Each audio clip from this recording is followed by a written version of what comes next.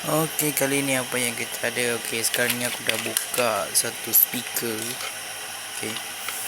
Dia masalah speaker ni, dia punya problem dia punya port atas ni dah tercabut. Jadi memang tercabut sekali dengan solder dekat board tu. Nah, sekarang aku terfikir untuk buat something, untuk buat sedikit upgrade lah. Sebab dia punya bateri besar ni je. Bapak macam mana kalau kita guna 10 milliamp hour bateri. Yang ni aku ambil daripada power bank. Tapi aku rasa nak cas benda ni mungkin sehari kot. Mungkin 5 jam. Okey, aku dah buka dah benda ni. Dan kalau boleh lihat kat sini kan, aku tak rasa macam boleh baiki kot. Sebab dia punya part dah tercabut terus ni. Tapi rasa mungkin boleh. Tapi kalau tak boleh, aku ada backup. Okey, sekarang ni aku nak pakai power bank punya dia punya board kat sini. Dia punya battery status dia boleh keluar kat sini. Rasa lagi okey kot. Kita nak try. Okey, speakernya kita akan ubah kat sini. Okey. Dan speaker ni dah rosak dah ni. Dia dah pecah dah bunyi dia. Kita akan tukar dengan speaker sana.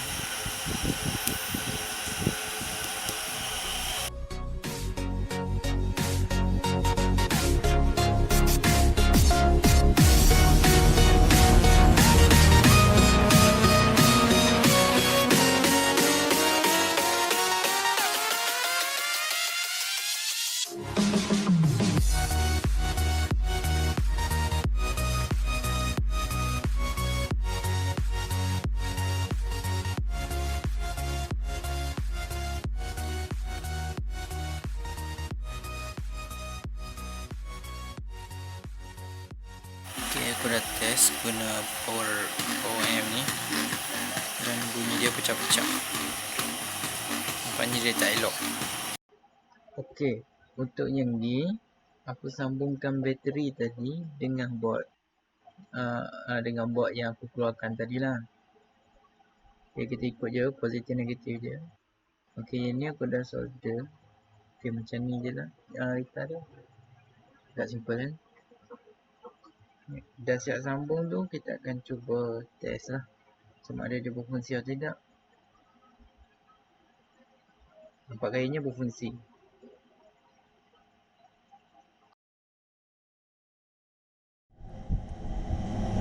Okey, untuk lita ni aku dah check.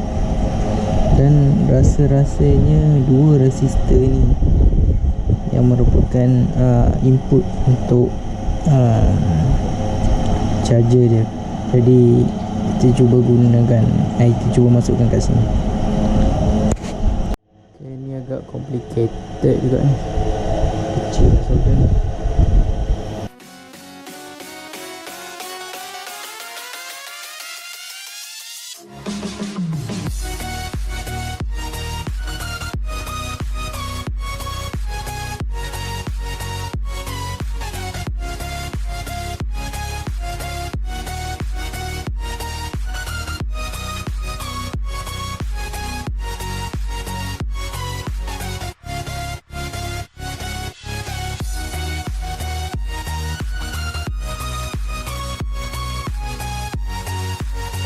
Okey, yang ni aku dah siap pasang.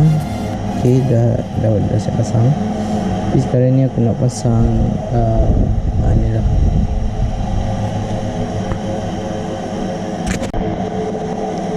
Okey, kita nak pasang benda ni. Ia memudahkan kita untuk mengetahui bateri status. Okey, kita letak bateri kat dalam.